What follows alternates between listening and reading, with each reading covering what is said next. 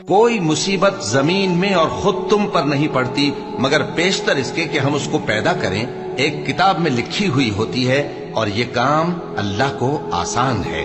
تاکہ جو فائدہ تمہیں حاصل نہ ہو سکا اس کا غم نہ کھایا کرو، اور جو تم کو اس نے دیا ہو اس پر اترایا نہ کرو، اور اللہ کسی اترانے اور شیخی بگاڑنے والے کو دوست نہیں رکھتا جو خود بھی بخل کریں اور لوگوں کو بھی بخل سکھائیں، اور جو شخص روح گردانی کرے تو اللہ بھی بے نیاز ہے، لائق حمد و ثنا ہے۔ اور جو کوئی اللہ سے ڈرے گا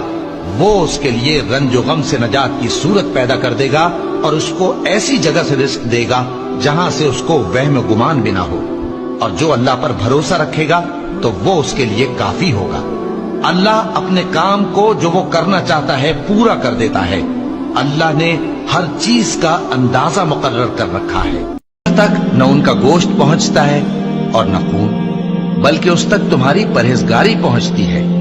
اسی طرح اللہ نے ان کو تمہارے زیر فرمان کر دیا ہے تاکہ اس بات کے بدلے کہ اس نے تم کو ہدایت بخشی ہے اسے بزرگی سے یاد کرو، اور اے پیغمبر نیکوکاروں کو خوشخبری سنا دو۔ وہ تو دلوں کی باتوں تک سے آگاہ ہے،